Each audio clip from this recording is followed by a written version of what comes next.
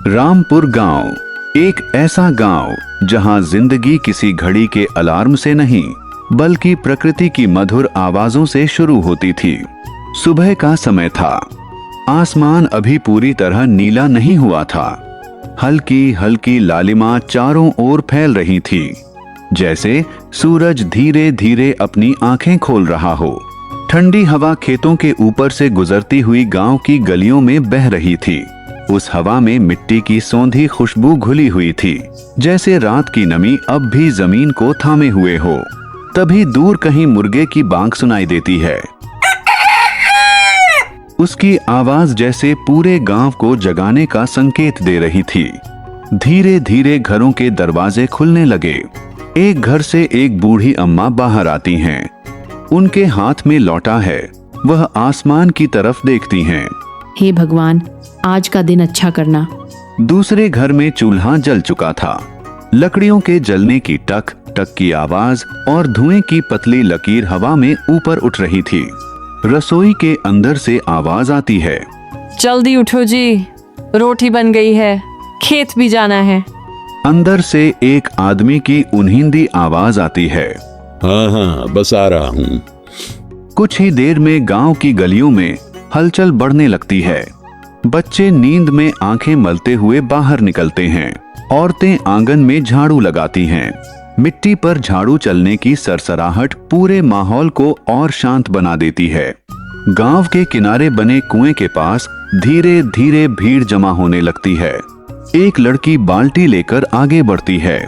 दीदी, जरा पहले मुझे भरने दो ना, मुझे स्कूल भी जाना है।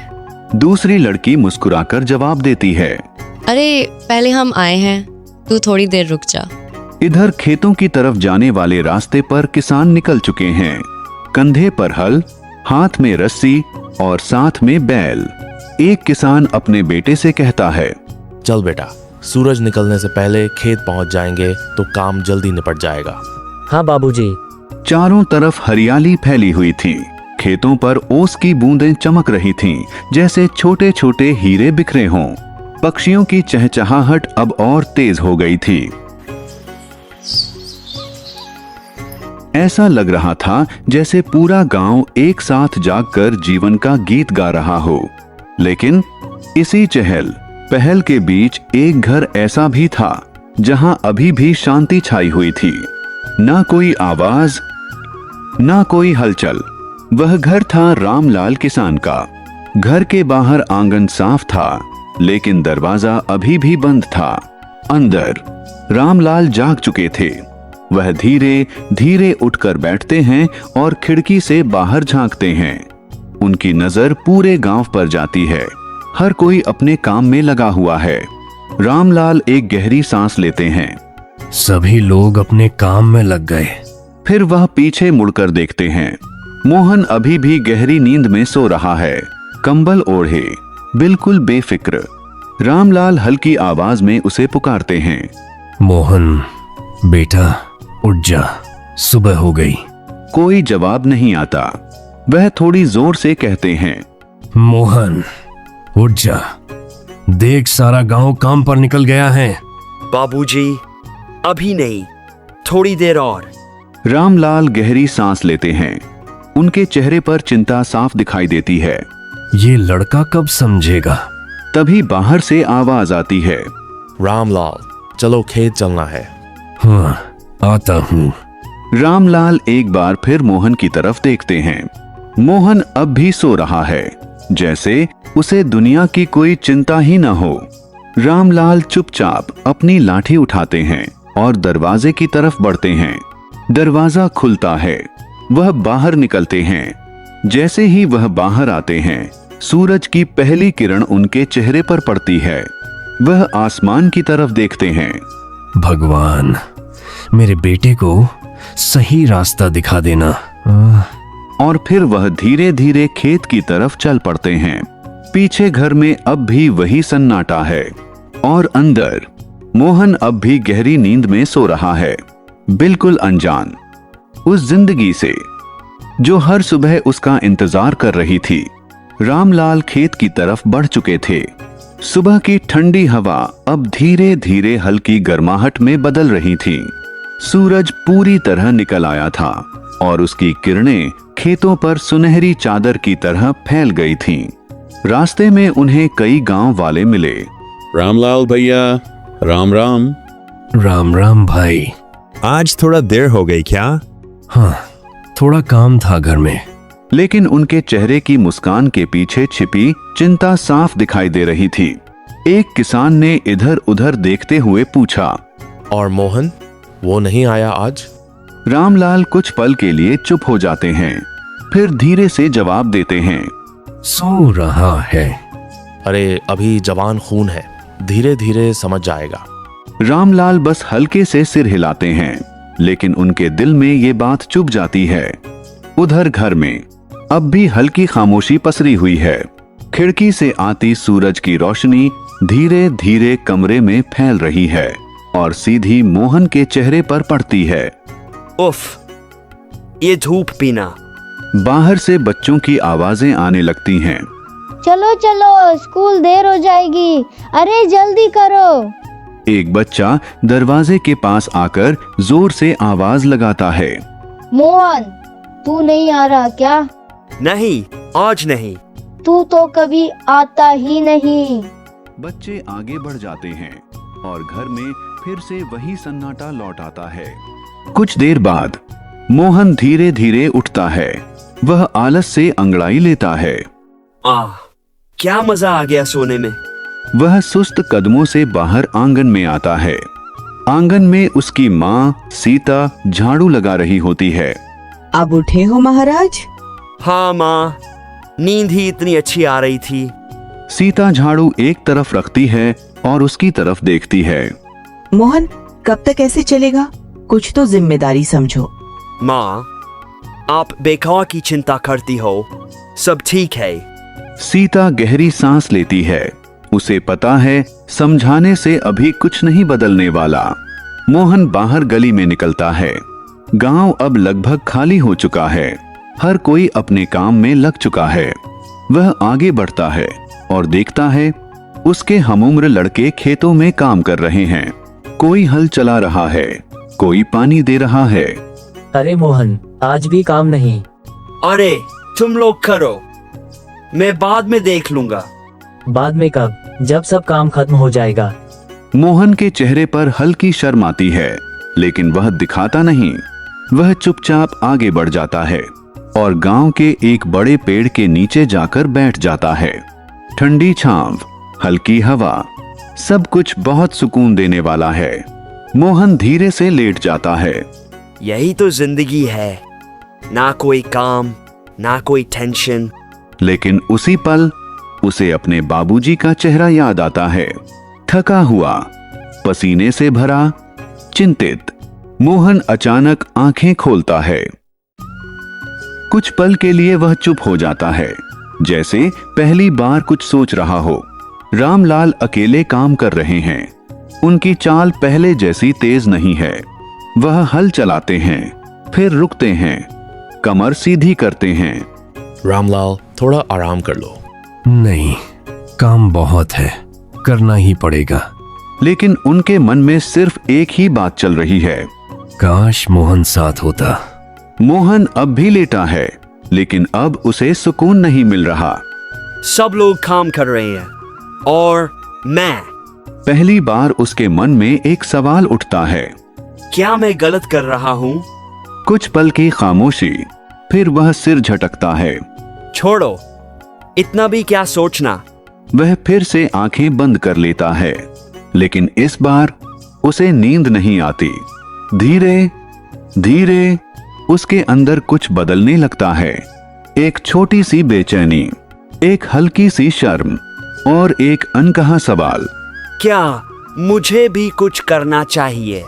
मोहन को अभी इसका एहसास नहीं था, लेकिन यही वह पल था जहां से उसकी जिंदगी बदलने वाली थी। दोपहर का समय होने लगा था। सूरज अब सिर के ऊपर आ चुका था।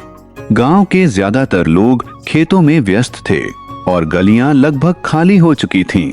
पेड़ के नीचे मोहन अभी भी लेटा हुआ था, लेकिन इस बार वह सो नहीं रहा था, बस यूं ही आसमान की तरफ देख रहा था। कितना बोरिंग हो गया है। अचानक पीछे से एक आवाज आती है। इतना बड़ा खेत होते हुए भी यहाँ पड़ा है? मोहन चौंक कर उठ बैठता है। वह पीछे मुड़कर देखता है।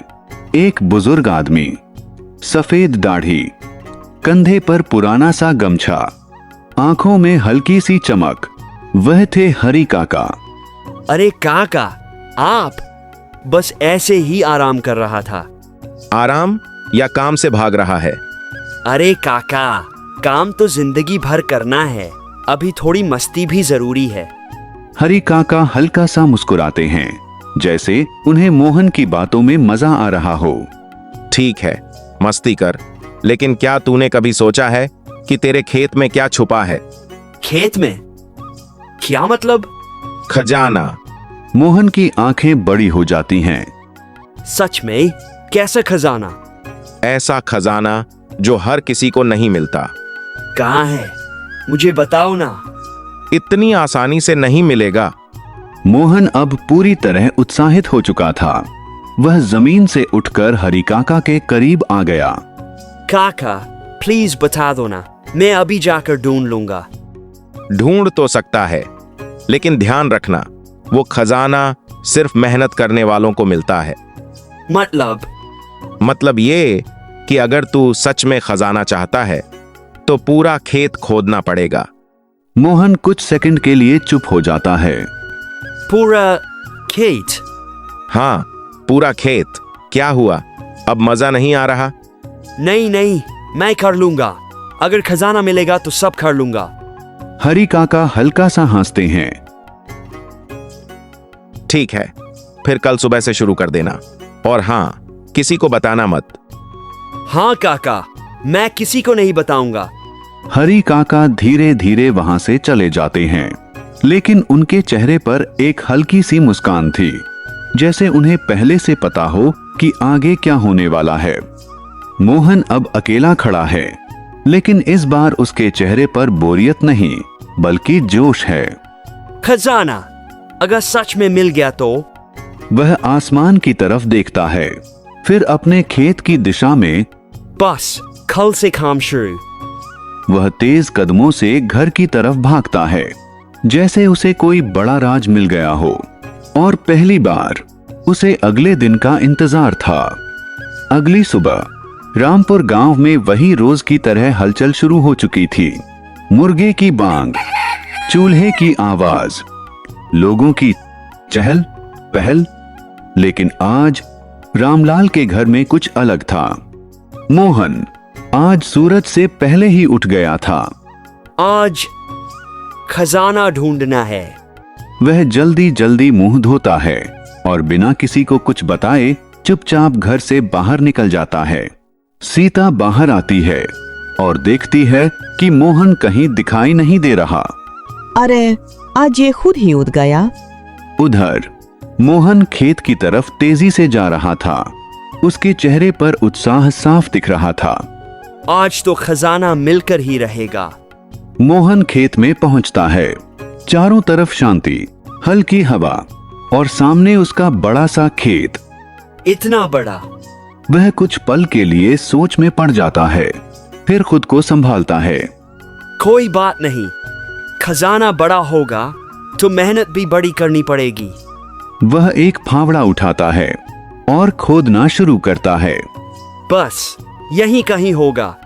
कुछ मिनट बाद, उफ, इतना मुश्किल क्यों है? वह थोड़ी देर रुकता है, फिर से खोदना शुरू करता है। खजाना चाहिए तो मेहनत करनी पड़ेगी। कुछ देर बाद उसका फावड़ा किसी पत्थर से टकराता है। अरे, कुछ तो मिला। वह जल्दी जल्दी मिट्टी हटाता है और अरे, ये तो पत्थर निकला। वह पत्थर को उठाकर एक तरफ फेंक देता है। चलो, खजाना नहीं तो पत्थर ही सही। धीरे धीरे सूरज ऊपर चढ़ता है। गर्मी बढ़ने लगती है और मोहन का जोश थोड़ा कम होने लगता है। काका ने भी ना पूरा खेत खोदने को बोल दिया। तभी पास से एक किसान गुजरता है। अरे मोहन, आज काम कर रहा है? हाँ, बस ऐसे ही। अच्छा है, देर से ही सही। समझ तो आया। मोहन थोड़ा शर्माता है लेकिन कुछ नहीं बोलता। कुछ देर बाद वह फिर से खोदने लगता है। चलो थोड़ा और, शायद अगली बार कुछ मिल जाए। वह एक जगह से दूसरी जगह, फिर तीसरी जगह पूरा खेत थोड़ा थोड़ा करके खोदने लगता है। अगर खजाना नहीं मिला ना तो मैं काका को पकड़ लूंगा। लेकिन फिर भी वह काम करता रहता है। धीरे धीरे उसे काम करने की आदत सी लगने लगती है। इतना भी मुश्किल नहीं है, बस शुरुआत ही मुश्किल थी। सूरज ढलने लगता है। मोहन थका हुआ है लेकिन उसके चेहरे पर एक छोटी सी मुस्कान है। आज तो कुछ नहीं मिला लेकिन मजा आया। वह खेत को देखता है और पहली बार उसे अपने काम पर थोड़ा गर्व महसूस होता है। कल फिर आऊंगा। और वह धीरे धीरे घर की तरफ चल पड़ता है, थका हुआ लेकिन पहले से थोड़ा अलग। कुछ दिन बीत चुके थे। अब रामपुर गांव में एक नई बात होने लगी थी। मोहन, जो कभी काम से भागता था, अब रोज सुबह सबसे पहले खेत पहुंच जाता था। हर दिन वह थोड़ा थोड़ा करके पूरे खेत को खोदता, मिट्टी पलटता, पत्थर निकालता और फिर थककर भी मुस्कुराता। अरे खजाना, तू है कहां? अब तो मिल भी जा। लेकिन कई दिनों की मेहनत के बाद भी उसे कोई खजाना नहीं मिला। एक दिन वह थका हुआ खेत के बीच बैठ गया। बस अब नहीं, काका ने बेवकूफ बना दिया। उसी समय पीछे से जानी पहचानी आवाज आती है। क्या हुआ मोहन, खजाना नहीं मिला? मोहन तुरंत उठता है और थोड़ा नाराज होकर बोलता है, नहीं मिला। मैंने पूरा खेत खोद डाला लेकिन कुछ नहीं मिला। अच्छा, सच में कुछ नहीं मिला? नहीं, बस मिट्टी, पत्थर और थकान। हरी काका धीरे धीरे खेत की तरफ इशारा करते हैं। अच्छा, ये बता, पहले ये खेत कैसा था और अब कैसा है? मोहन चारों तरफ देखता है। अब उसका खेत पहले से बिल्कुल अलग दिख रहा था। मिट्टी मुलायम हो चुकी थी, पत्थर हट चुके थे, खेत साफ और तैयार लग रहा था। पहले से अच्छा लग रहा है। बस वही है तेरा खजाना। क्या मतलब? तेरी मेहनत, यही असली खजाना है। मोहन कुछ पल के लिए चुप हो जाता है, जैसे उसे सब समझ में आने लगा हो। हरी काका आगे कहते हैं, जब तूने खेत खोदा तो तूने सिर्फ मिट्टी नहीं पलटी, तूने अपनी जिंदगी बदल दी। तभी आसमान में बादल घिरने लगते हैं, हल्की हवा चलती है और कुछ ही देर में बारिश शुरू हो जाती है।